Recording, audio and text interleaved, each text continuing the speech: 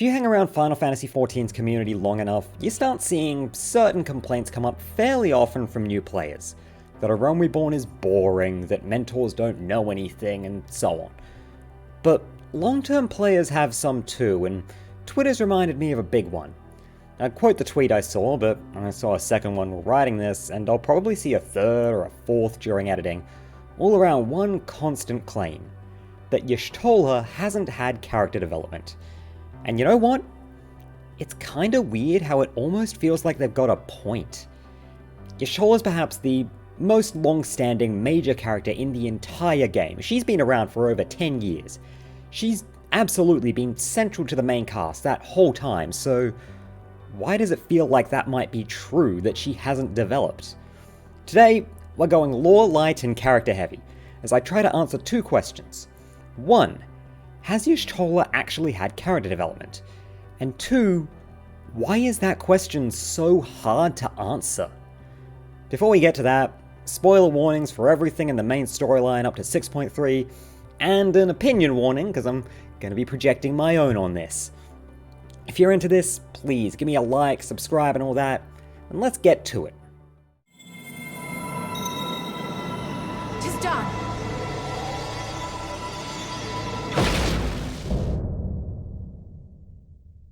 Let's start off by going through everything we actually know about Y'shtola, both her backstory and actual story, just so we know we don't miss anything. Y'shtola is one of a family of 12 kids. Seekers of the Sun tend to have big families, and her known story starts at the age of 11, when her skill with magic got her sent to be tutored by Master Matoya. Matoya thought of this as just a chore, and gave her an overly strict regimen basically just to get rid of her. To Matoya's surprise, Y'shtola proved stubborn enough to keep going despite everything, which warmed Matoya enough to properly take her under her wing, and that's where Y'shtola studied for about 10 years. Over time, it's mentioned she's grown something of a bond of necessity with Ida, well, at least that's a topic for another day, to help cover for her general lack of refinement. Famously, the Encyclopedia Eorzea claims her age as the hands of time ever stopped on 20 and 3, which people overall read as her lying about her age, although that might not be lying and more just her being read as younger. Maybe just suspending her aging, that's also entirely possible. Worth noting that her younger sister Ymithra is said to be 26. Y'shtola's actual age has never been definitively stated, but a comment she makes about her age relative to Alphinaud's suggests she might be somewhere in her early 30s. Her bio also mentions she owns a lot of shoes and has an inexplicable fear of jellyfish. In 1.0, she was part of the Circle of Knowing, one of the two precursor groups to the Scions. Mostly, she got her spotlight in the Limsa introduction questline, where she was pursuing an Ascian named Travanchet who was helping the Sahagin, and ultimately tried and failed to stop him getting the Treasure of Seal Rock. By the way, you can see in this cutscene just how unsustainably good the 1.0 cutscene animations were. This actually makes her the first person to clash with the Ascians, as Travanchet was the only prominent one in that original release. She continued to appear with the rest of the Circle later, but didn't really get to do much just by lack of spotlight in general. She was probably planned to be involved in the Titan and Leviathan storylines, but those got cut. She was part of the group Prayer that ended 1.0, and the time between that and A Realm Reborn, she and most of the rest of the Circle of Knowing united with the Path of the 12 to become the Scions. Come A Realm Reborn, she again makes her first appearance in the Limsa intro quest, which this time is more focused on the Serpent Reavers. Y'shtola is mostly sort of an also-ran in the A Realm Reborn story and its patches. She's around for a lot of it, sometimes does some stuff to further things in a sort of procedural way, and she's most prominently involved in the Titan story, but she's ultimately just sort of one of the crowd. She doesn't really get any spotlight scenes, although in fairness neither did a lot of characters. A Realm Reborn was much more event-focused than character-focused, so a lot of characters just didn't get any character development. Y'shtola's stagnancy there is sadly the rule, not the exception. Still, she ends the patches on a strong note during the attempted usurpation of the Ul'dah throne, using the Flow spell to sweep herself and Thancred into the livestream in a desperate escape. Y'shtola is presumed dead during most of Heavensward, but once Pippin and Oriange confirm that she is indeed alive, we set up a rescue op with the help of the Seed Seers and Y'shtola's sister Imitra. That trip through the livestream took its toll though. Thancred, who got spat out naturally, can no longer manipulate ether, and Y'shtola is now blind, although she doesn't make a big deal out of it and just sees through ether instead. In fact, we only get confirmation from Matoya, who Y'shtola takes everyone to in an effort to solve the problem of getting to Azazlar. Here comes something the English localization sort of misconstrued to us. The way it's framed in English, it's suggested that Y'shtola is just actively shortening her lifespan to see. But in truth, she's just consuming more ether than she was, and Matoya's concern is more just a general health warning. It's meant to be a tone more like when a mother learns her kid's driving a motorcycle. It's that sort of shortening her lifespan. After bringing in Matoya and Kral, Y'shtola joins the main crew again, but mostly takes a back seat since Heavensward's more focused on other people's stories. She turns up in the Alexander questline, helping the Ironworks with the etheric side of that weirdness, as well as identifying that we are indeed dealing with the treasure of Sealed Rock, and that this is Travanchet's fault. In Stormblood, she mostly sits out the entire story thanks to injury, but in the patches, she turns up for the events surrounding the burn. And by the burn, I mean both the physical location we explore for a dungeon, and her retort when Magnai tries to flirt with her. But this is also when she gets hit by the wave of pass-outs that is the Scions gradually getting whisked off to the first for Shadowbringers. Shadowbringers is by far the expansion with the most Matoya. Thanks to the wibbly-wobbly, timey-wimey nature of shard travel, by the time we find her, she's spent 3 years on the first. Unlike most everyone else in the Scions, who remain sort of outsiders to the population of Norvrant in various ways as they pursue whatever they're doing, Y'shtola's actually integrated herself with the Knights Blessed, a cult in the Raktika Greatwood who revere the knight they don't have. She's taken the assumed name of Master Matoya in accordance with the Knights Blessed's culture, and has actually become sort of a pillar of their community, helping them move to Slitherbow when their old home got burnt to the ground. She's, of course, very close with Runar. Their relationship is probably a friendship with one-sided romantic affections from Runar, but it's not super clear. Once she's back in the picture, Y'shtola actually defines herself as surprisingly one of the most principled members of the Scions. She calls out Thancred for being a shitty dad to little Minfilia, Oriange for keeping too many secrets, and has the maturity to take a position distancing herself from Thancred and Amarang because she knows she can't be fully on task while still being actively mad at him. She's also the only member of the Scions to actually call out Emetzel's claims and beliefs for most of the expansion. Oriange and Alizé have brief moments near the start and end respectively where they make their stand as part of acts of justifiable violence, but it's Y'shtola that actually asks questions pointed enough to get him to admit to his terrible worldview. There's also that wonderful little part where she bonds with Oriange over getting him to describe the night sky, and a lot of little parts where her ether sight gives some interesting extra insight. She and Reen are the ones that identify what Meol is. She also puts together a pretty important part of the Golem's construction for the operation to get at Mount Golg, suggesting decentralized cores. Interestingly, that's actually the same construction that Alexander uses, so it might be a nod to her presence in that story. In the patches, she helps out with the search of Ronka, and puts her pursuit of knowledge to use in trying to figure out the secrets of Anamnesis and Nida. This leaves her isolated enough to get kidnapped by Elidibus, but not only does she seem to handle herself just fine to the point she frees herself, she also puts together that Elidibus is a primal. Now, she figures out Elidibus' whole deal, not through some special knowledge or sight, but just by pure deductive reasoning. Once it's time to leave the Firs, she has an emotional goodbye to Runar, and while it's clear she doesn't feel the same way as him, she does pledge that she will be back.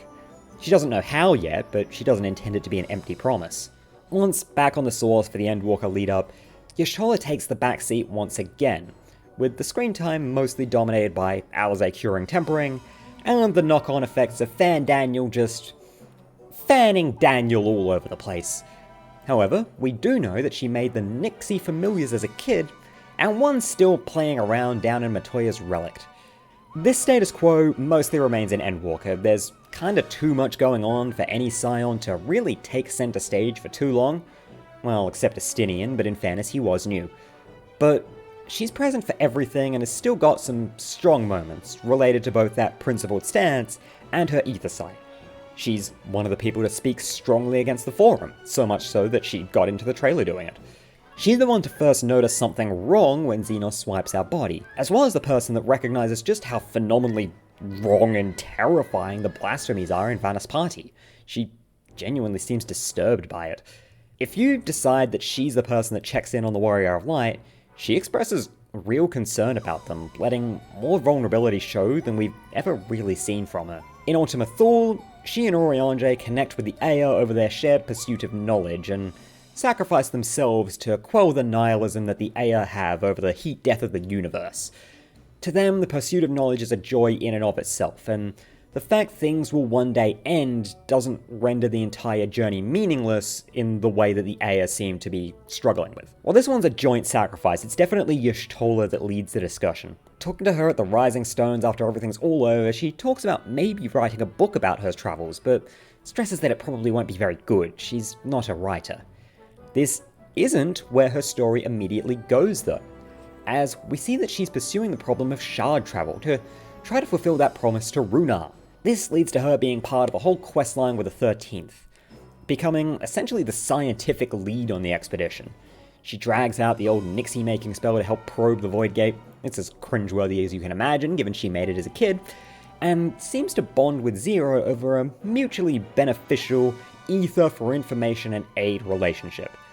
However, it's hard to tell if it's an actual duo we should put stock into, since they spent little clear time together in 6.3. Oh, and while it's largely unrelated, something worth addressing. Yes, Y'shtola's skin color has changed over the course of the game. At least on Twitter, this is a pretty well-known fact, but you can dig into her appearance data on a site like GamerEscape and see the changes. This is actually not a very big deal though. People think it's more severe than it is because of some 1.0 footage, but that's mostly caused by 1.0's different lighting. She never got darker than having a light tan, and lost that over time because she's been spending several expansions in places not especially conducive to keeping up a tan. You know, mostly inside in libraries. What's more, she's actually not the only character to have this going on. Thancred's also had skin tone changes. He actually has gotten more tanned overall, but it's not a straight progression for him. This isn't the elimination of diversity or anything, and if you want something like that to slam the Scions for, I'd instead go for the fact that they're so homogenous in terms of design that their most diverse hire was finding another fair-skinned white-haired guy, but this one doesn't have a doctorate. Still, that's everything. And after all that, now we have to ask.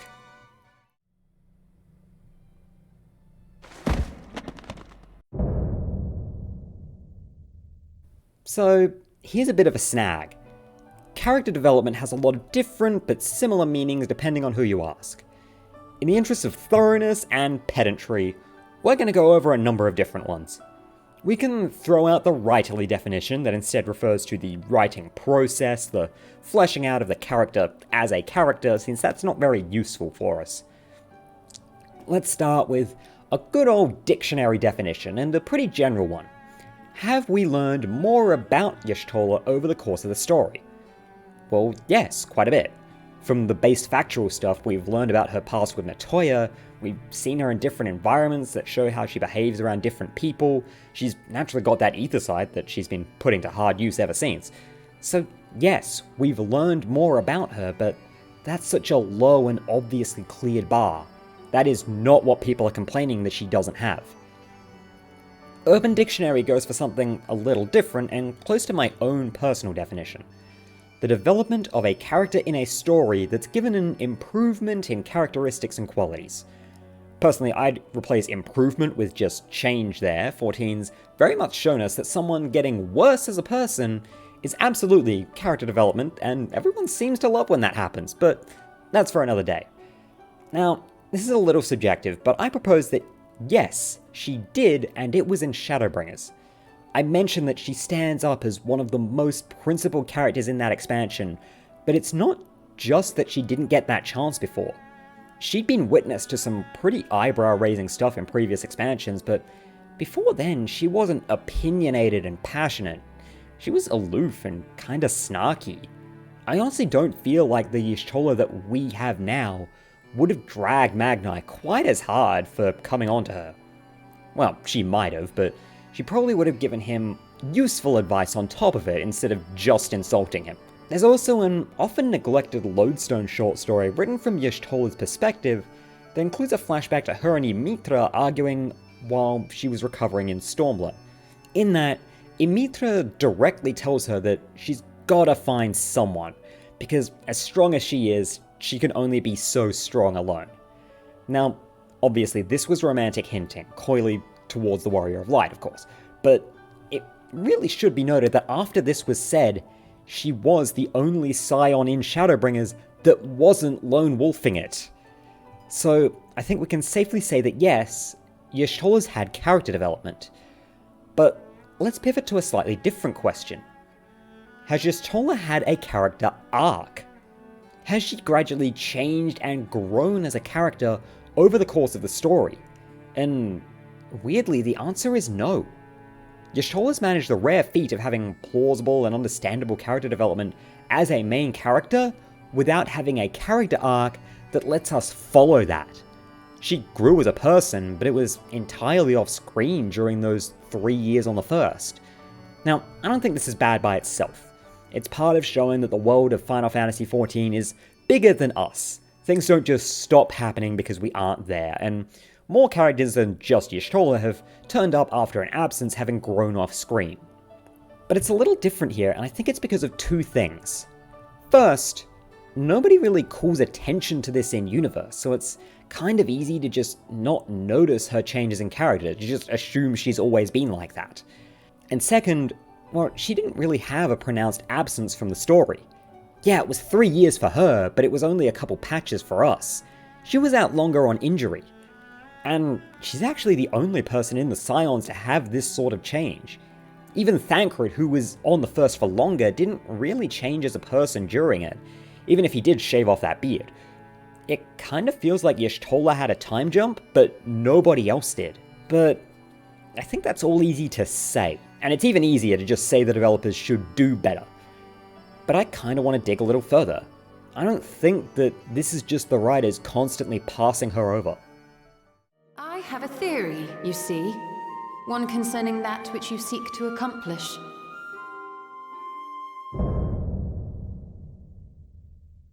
Why does Y'shtola get this treatment when nobody else really has? Every other Scion's had a character arc. Even Tartaru's got one going now. I think to properly understand the problem, we have to approach the Scions from a much less empathetic or writerly perspective, and much more of a functional one. She dates all the way back to 1.0 after all, which had a very different, less character-centric writing approach. So let's instead ask about her a question I always enjoy. From an entirely functional perspective, what is Y'shtola's purpose in Final Fantasy XIV? Not as a person, but just as part of the greater machine. I would say that her role is as the smart person on a purely academic level. Final Fantasy XIV is a game that primarily does its world building and information conveyance through people telling us things, so it helps a lot to have people that we can always trust to be giving us facts that are objectively correct, or at least in universe accepted knowledge. And Y'shtola provides that from a scientific level. If she says ether works in a specific way, then you can trust her to be right. If she says something isn't possible, then it shouldn't be possible. If she points at something and says, hey, that guy's a primal, you can be confident that guy's a primal. This is actually true of pretty much all the core Scions as they stood in A Realm Reborn. Thancred's the sneaky espionage guy. Ida's the physically skilled fighter with a history in a setting-relevant war. Papalymo's mainly a double-act partner. Tartaru's the admin girl. And Memphilea's the diplomat until Alphino takes up that role. They've all got a specific job, and a big part of that job is usually just to tell us things. Oriange is a bit of an odd one out there, but he eventually develops as the expert on weird, shady knowledge who himself is a little shady. Surprisingly, that doesn't really step on anyone's toes, not even Y'shtola's, because his history as someone who can and will lie pretty hard means that he's not super reliable. He's a source only for information that you shouldn't completely trust anyway. But of course, we're not really in that situation anymore. And as 14 became more character-focused, the Scions had to find other stories they could tell. For the most part, a lot of them made that pivot really well because they could find hooks. Alphinaud had his failure with the Crystal Braves to rebuild from, but both him and Alizé also had their relationship with their family's legacy to contend with. Thancred, he had his relationship with Minfilia. Minfilia herself, well, died, but her connection to Hydaelyn led to something far bigger.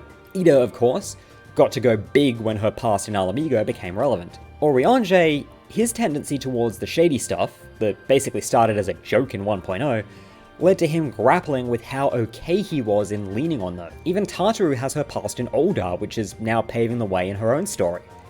And in the midst of that, Y'shtola has... what, exactly? What in her story, as we've gone over it, even provides a hook? She can't be a seeker of forbidden knowledge, because that's Oriange's thing. She can't do much with being from Sharlayan, because that's the twins' field. Her school of magic? Unfortunately, both the white and black mage storylines have painted her out of that area by being really exclusive and are a little too far in their own stories to let her in. Alizé took cure a weird pseudo-disease off the table before we even knew that was an option. At this point, it's starting to make sense why out of all the Scions, she was the one that embedded herself into a community rather than pursue her own field and goals. I don't know if she had any. If you want a Y'shtola story, that's great, I agree, but I don't really know what one looks like. Right now, it feels like that might be the Shard travel. And that makes sense. Alizé got curing tempering because, out of everybody, she was the one with that personal connection and drive. Perhaps Y'shtola's connection to the Knights Blessed gives her that for crossing the shards. Except, well, it looks like we might not even be getting that. She was barely relevant for 6.3's main quest, and one could argue that there's an awkward crossover with the Void Quest crew. Honestly, I worry that she may not even be getting this story, as it's much more squarely focused on Vitra. Maybe she'll remain just as perfunctory here as she has in everything else. And I think a lot of people have thought about the fact there might be a reason she can't get a character arc. I've seen people say it's because she's the mascot, but, well, that doesn't work. Once Shantotto became a mascot for 11, she got more character arcs, not less.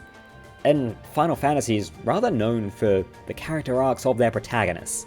Cecil's arc is his whole thing in crossovers, and Yuna went through massive development across multiple games. No, I think that if there's a reason Y'shtola's kinda stuck, that reason might be more internal. Back to that notion of her function. She's the only person you can trust to tell you scientific fact. But not only does she not have much beyond that, nobody else can really match her. Consider Thancred. Yeah, he's the main espionage guy, but we've also got Rio. We have a substitute espionage guy. There's less of a structural problem if someone wants to tell a story that might tank Thancred out of action or change his status quo too much. Perhaps Y'shtola remains static because she can't be replaced. That's a really disappointing way to end. Y'shtola doesn't get character arcs because it's too hard to give her one. But let's test that theory. Sometimes people ask me what I do differently with this game's story, and the answer is usually not much, but I'm going to try to see what I can do here. Let's indulge in a little bit of fan fiction. Until our friend returns, I will hold the line. Given everything we've gone over, all of her backstory, all of her development, all those structural elements, how would I write a Y'shtola character arc? Well, let's start with a bit of a complication. At this point in the game, I don't think we can give her anything new. She's been around too long. Retconning in a fear to overcome or something like that would just beg the question of why it hasn't come up before. And just going, Y'shtola's the poster character for the expansion's new job or something like that is gonna feel like a cop-out way to spotlight her unless it naturally relates to something about her in a similar way that Alphinaud got Sage. I'm gonna do two, because my first one is just naturally finishing where she might already be going. let's first assume we can give her shard travel as something to excel in, and let her successfully figure that out and put that as her big win. So she finds that, let's say through some weird trait of the moons of other shards, why not? Naturally, the big thing she's going to do, go back to the first and reunite with the Knights Blessed. If you wanted to do an extra twist, you could have it that more times passed for them than us in the interim, but I think that causes more logistical problems than it's worth regarding the temporal status of other quests on the first, so I wouldn't. But, okay, she's back with Runar and the gang, we're there with her of course because we always are, and there's all this potential hope of using the same technique to travel even further, reach outright unexplored worlds, explore what nobody else has, learn and share knowledge as yet unseen. And to that, I would have Y'shtola respond with, maybe later. See, I think she genuinely felt more at home with the Knights Blessed than anywhere else. So while she was both health and duty bound to leave with us, it's more than just a promise that's keeping her looking for a way to get back there. She still can and likely will seek out as much knowledge as possible, and that might entail uniting a few groups in the first to properly share information and find those new secrets. They don't exactly have a Sharlayan equivalent anymore there if they ever did. And she can join up with the Void Quest guys and reappear there, of course. But she's found the home that she wants to spend that search in. And then, here's the kicker. Come the next expansion, we make her absence felt. Something I think hurt Lise after she left the Scions was that it felt like the group didn't need her anyway. There was never a moment where we actually missed her. Let's fix that this time by leaning into that functional element of Y'shtola we talked about. When we go to Mericidia, the New World, or wherever the next expansion is, we hit a genuine knowledge problem. We end up in an environment that leaves us completely lost without her ether sight. Or better, her general scientific know-how, but it's either too low risk for us to actually go get her, or we're just stuck in a situation where that's not an option. Really let us know Y'shtola's quiet role by leaving us without her. That also leaves a slot open for someone else to take up that role. Maybe Kral picks up the baton, maybe someone new in that expansion, or maybe we do a side quest promotion, Estinian style. I'd love Snowgeme from the 12 quest, maybe lean into the science side and get Severain from the Alchemist quest line, or maybe tap into one of the Studium quest givers.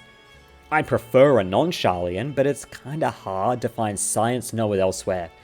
And they're not giving me Nidhana as a main character no matter how many angry letters I send. So, that's one idea. But let's instead consider the possibility that shard travel isn't on the table.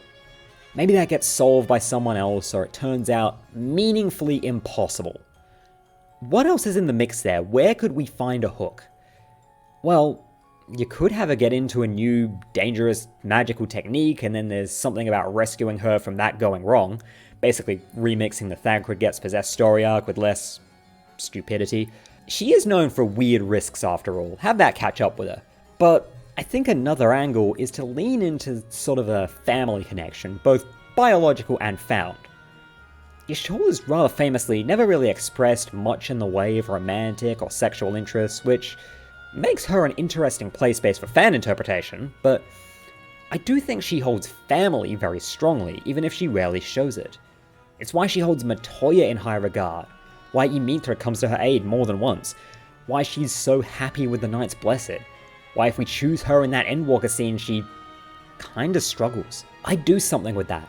Really put her in a position of having to show how much she cares about someone she feels close to, and lean into the fact she definitely struggles to express that.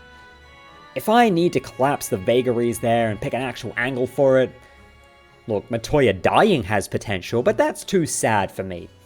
Personally, I'd go with Zero. A story about seeking family or companionship inevitably needs some kind of story partner, and this would also give Zero a fun dynamic to engage in. Admittedly, they haven't had much time together, and that might not actually be an intended character pair in the way that a lot of us hope it is. But personally, I think they work well together. I could see that finding a functional, long-term form. And they both have a nice journey of actually admitting and expressing that, yeah, they actually do want to be around each other.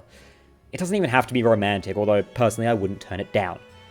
And hell, you could even fold in that dangerous magic angle with her. You have Y'shtola try to learn void magic with her, or get dangerous trying to save her from whatever Golbeez is trying to pull. Well, there we have it. The answer to has Y'shtola had character development, it turns out, is a firm it's complicated, and it turns out it might never get easier. These character-centric videos are a nice change of pace from my more lore-focused ones, so if you'd like to see more, please let me know, maybe with some suggestions on who to talk about. If you like this, please do all the YouTube buttons to encourage me. I hope to see you all again real soon, but I'll leave you with this.